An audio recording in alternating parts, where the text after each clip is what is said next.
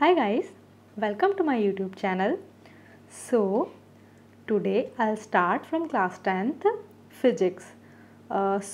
Physics में हमारा first chapter electricity है, तो हम लोग डायरेक्ट इलेक्ट्रिसिटी से स्टार्ट करते हैं बिकॉज़ बहुत लोगों की क्वेरीज आ रही थी कि यार आप 10th का चैप्टर स्टार्ट कर दो, और ऑब्वियसली यार मैं रेगुलर नहीं है, आप लोग सभी जानते हैं, तो इसलिए मैं धीरे धीरे कोशिश कर रही हूँ। तो यार इलेक्ट्रिसिटी होती क्या है, इलेक्ट्रिक करंट क्या होता है, इलेक्ट्रिक सर्किट क्या होता है, ये सारी चीज़ें हम स्टेप बाय स्टेप क्लियर करेंगे। तो यार एक करंट सुन के एक ज्योग्राफी में एक टर्म होती है वाटर करंट। आप उससे क्या समझते हैं? देखो क्या होता है, सपोज़ ये कोई रिवर है जो कि फ़्लो हो रही है ना। इस रिवर में ये वाटर फ्लो हो रहा है, जो फ्लोइंग वाटर है हम उसे क्या बोलते हैं? Water current. ठीक है। उसी तरह जब किसी भी इलेक्ट्रिक सर्किट में जब चार्जेस फ्लो होते हैं, तो जो हमारा फ्लो ऑफ चार्जेस हैं उसी को हम क्या बोल देते हैं? Electric current. ठीक है। जिस तरीके से हम वाटर करंट में क्या लेते हैं? फ्लो ऑफ वाटर, है ना, बट हम इलेक्ट्रिक करंट में फ्लो ऑफ चार्जेस ले लेते हैं। दोनों में इतना डिफरेंस है। ठीक है। अब क्या होता है कि हमारा इलेक्ट्रिक करंट तो चलो डिफाइन हो गया, इसी के साथ साथ हमारा एक इलेक्ट्रिक सर्किट भी होता है। अब इलेक्ट्रिक सर्किट कैसे बनता है? तो इलेक्ट्रिक सर्किट कुछ नहीं, नॉर्मली एक बैटरी कनेक्ट होती है, कोई बल्ब कनेक्ट होता है और वायर कनेक्ट होता है। ओके। तो जिस तरीके से हमारी जब रिवर फ्लो होती है, तो रिवर फ्लो होने के लिए क्या चाहिए होता है? हमको कोई पाथ चाहिए होता है जिससे पानी फ्लो हो सके। आपने देखा होगा कि जब भी हम कोई भी जगह पे अगर हम पानी गिराते हैं तो क्या होता है कि वाटर का एक स्पेसिफिक पाथ होता है ना। अगर वो पाथ ब्रेक होने लगता है तो वो कहीं और से ट्राई करता है, या फिर वो उधर ही भरने लगता है वो पानी, है ना। तो उसी तरह हमारा इलेक्ट्रिसिटी में भी होता है। तो उसमें क्या होता है, हमारा जो इलेक्ट्रिक करंट तभी पास होगा जब जो हमारा सर्किट है वो पूरी तरीके से क्लोज्ड होगा। ऐसा क्यों? सपोज़ मैंने यहाँ पे बल्ब लगा दिया, ठीक है। अगर मेरा सर्किट सपोज़ यहाँ से ब्रेक हो गया तो बताओ क्या चार्जेस यहाँ से फ़्लो हो पाएंगे? ये बैटरी लगा दी मैंने, ठीक है, तो क्या चार्जेस यहाँ से फ़्लो हो पाएंगे? सपोज़ ये यहाँ से ब्रेक हो चुका है ना, ये यहाँ से ब्रेक हो चुका है, तो क्या मेरे चार्जेस फ़्लो हो रहे हैं? नहीं हो पा रहा है। तो क्या मेरे चार्जेस यहाँ से यहाँ पहुँचे? नहीं पहुँचे। जब मेरे चार्जेस ही नहीं पहुँचे तो मेरा इलेक्ट्रिक करंट कैसे पहुँचेगा? तो ऑब्वियस है कि फिर ये जो मेरा सर्किट है वो काम नहीं करेगा। तो इलेक्ट्रिसिटी के लिए सबसे फर्स्ट कंडीशन होती है कि आपका सर्किट क्लोज्ड होना चाहिए। अब मैं बात करूँगी मेटेलिक वायर। देखो क्या होता है, जिस तरीके से वाटर करंट में क्या हो रहा था कि हमारा वाटर एक स्पेसिफिक पाथ बनाता है, ठीक है। तो उसी तरीके से हमें इलेक्ट्रिसिटी के लिए जो चार्जेस फ्लो होते हैं उनके लिए भी एक पाथ चाहिए होता है। तो वो पाथ कैसे मिलेगा? कोई भी metallic wire, copper, aluminium etcetera, उसके थ्रू जो चार्जेस होते हैं वो पास होते हैं, ठीक है। उसी के थ्रू उसको एक पाथ मिलता है। तो हमें अगर इलेक्ट्रिसिटी प्रोड्यूस करनी है, ट्रांसफ़र करनी है, तो ऑब्वियस है हमें वायर की ज़रूरत पड़ेगी, ठीक है। प्रोड्यूस हमारी बैटरी से हो रही है, बट ट्रांसफ़र हमारी पाथ से हो रही है। उस पाथ को मैं क्या ले रही हूँ? Metallic wires. ओके। तो यार एक चीज़ है, जैसे कि मैंने आप लोगों से क्या बोला कि जो electricity is a flow of charges, जो फ्लो ऑफ चार्जेस हैं वही आगे बन के फ्लो ऑफ करंट बन गया। तो सपोज़ करो मेरा ये सर्किट है ना। अब ये मेरी बैटरी है, इसको मैं ई बोल दूँ, बैटरी को मैं ई से डिनोट कर देती हूँ, और ये मेरा के स्विच है। आपने देखा होगा स्विच क्या होता है, अक्सर हम लोग घरों में यार ऑब्वियसली यूज़ करते हैं। कभी स्विच ऑन ऑफ, पंखा बंद कर दो, पंखा चालू कर दो, इस टाइप की टर्मिनोलॉजी सुनी है, ठीक है। तो अब क्या है इस सर्किट में क्या हो रहा है, सर्किट क्या है बेसिकली, सर्किट क्या है, combination of switch, combination of कोई भी आपको जिसको ग्लो करना है, I mean to say that आप बल्ब ले लो, बैटरी और वायर्स, इन सब का जो कॉम्बिनेशन है, कॉम्बिनेशन के साथ साथ it should be a closed path is called electric circuit, ठीक है। अब क्या हो रहा है, मेरा जो करंट फ्लो होता है वो कैसे फ्लो होगा, हमेशा पॉजिटिव से नेगेटिव में फ्लो होगा, ठीक है। क्या हुआ था, बहुत पहले साइंटिस्ट ने इलेक्ट्रॉन की डिस्कवरी बाद में करी थी, बट उन्हें ये पता था कि चार्ज होते हैं, ठीक है। तो उन्हें ये नहीं पता था कि इलेक्ट्रॉन पे नेगेटिव चार्ज होता है, तो इस तरीके से वो पॉजिटिव चार्ज और नेगेटिव चार्ज की टर्म में बातें करते थे, ठीक है। तो अब क्या है कि जो मेरा इसमें करंट है वो पॉजिटिव से नेगेटिव की तरफ फ्लो होगा, ठीक है।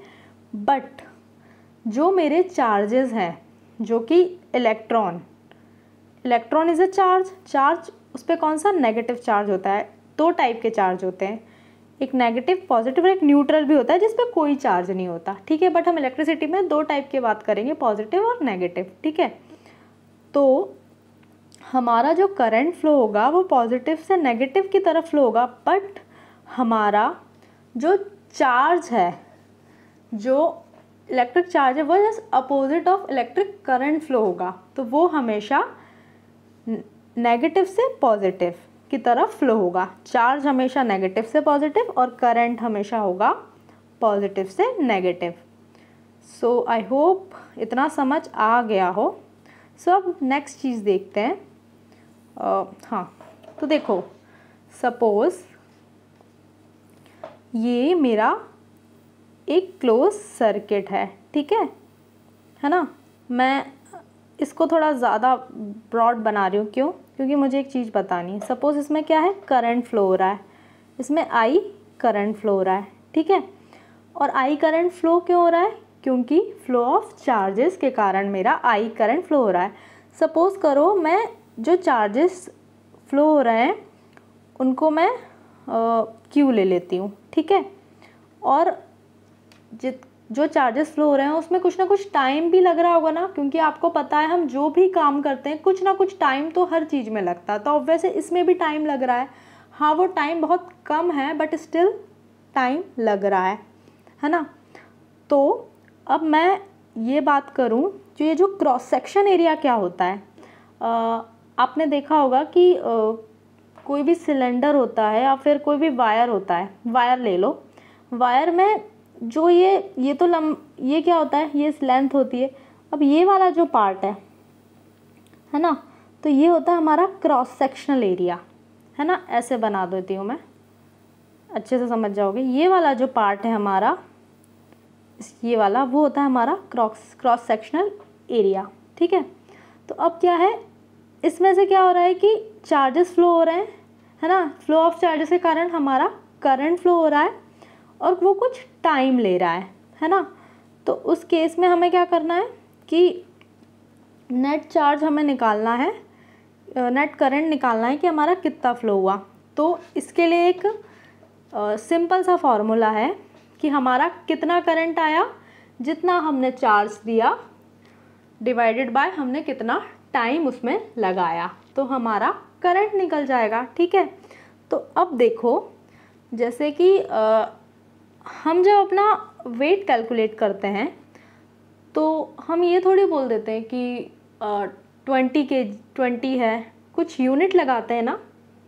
वैसे ही हर चीज़ की यूनिट होती है, उसी तरह इलेक्ट्रिक चार्ज की भी यूनिट होती है, जिसको हम क्या बोलते हैं, कूलाम, और हम इसको C से डिनोट करते हैं, ठीक है।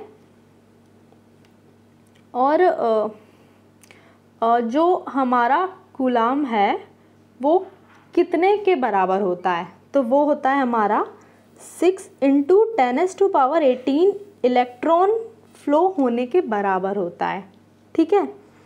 तो हमारी क्या इलेक्ट्रिक चार्ज की यूनिट क्या होगी, कूलाम हो गई, ठीक है। बट हमारा करंट क्या हो रहा है, चार्ज पर यूनिट टाइम, कि एक यूनिट में कितना चार्ज फ्लो हुआ, उसी के अकॉर्डिंग हमारा करंट निकलेगा, है ना। तो उसके लिए मैं ये बोल सकती हूँ कि जो मेरा करंट निकलेगा उसकी भी कोई अलग यूनिट होगी, उसकी यूनिट क्या होगी, एम्पियर। तो दो चीज़ें एकदम क्लियर रख लो, जो मेरा इलेक्ट्रिक चार्ज होगा वो मेरा कूलाम में मेज़र होगा, और जो मेरा इलेक्ट्रिक करंट है वो मेरा एम्पियर में मेज़र होगा। अब 1 एम्पियर की वैल्यू, या फिर आपसे डेफिनेशन पूछी जाती है कि 1 एम्पियर को डिफ़ाइन करो सब्जेक्टिव पेपर में, तो 1 एम्पियर की वैल्यू कैसे होगी, मुझे पता है ये क्या होता है, I = Q/T होता है ना। तो सबकी जगह 1 1 1 रख लो, I = 1, Q = 1, T = 1। तो इसको मैं कैसे डिफ़ाइन करूँगी कि 1 कूलाम चार्ज 1 सेकेंड में अगर मैं फ़्लो कराऊँ तो मेरा 1 एम्पियर करंट आएगा, जिसकी वैल्यू होगी हमारी 1 एम्पियर। ठीक है, तो आई होप ये समझ आया हो। और हाँ, जो हमारा जो करंट होता है उसको मेज़र करने के लिए डिवाइस होता है, उस डिवाइस का नाम होता है अमीटर। क्या होता है, अमीटर। इसके अलावा हाँ, तो फिर अभी तक तो मैंने ये जो डायग्राम है इसको मैंने एक्सप्लेन कर दिया है, एक बार और मैं एक्सप्लेन कर देती हूँ। देखो ये क्या है, मेटेलिक वायर है जिसके, और ये क्या है, बैटरी है। बैटरी में 2 साइन होते हैं, एक पॉजिटिव और एक नेगेटिव। ठीक है, और हमारा यहाँ से मैंने क्लोज्ड सर्किट बना दिया, कहीं से भी ये सर्किट ओपन नहीं है। ठीक है, अगर ओपन होगा तो क्या, हमारा चार्जेस ही फ्लो नहीं हो पाएंगे। जब चार्जेस ही फ्लो नहीं होंगे तो फिर करंट कैसे फ्लो होगा, ऑब्वियसली नहीं फ्लो होगा। तो मैं चाहती हूँ कि इस सर्किट से कुछ फ्लो हो, करंट फ्लो हो।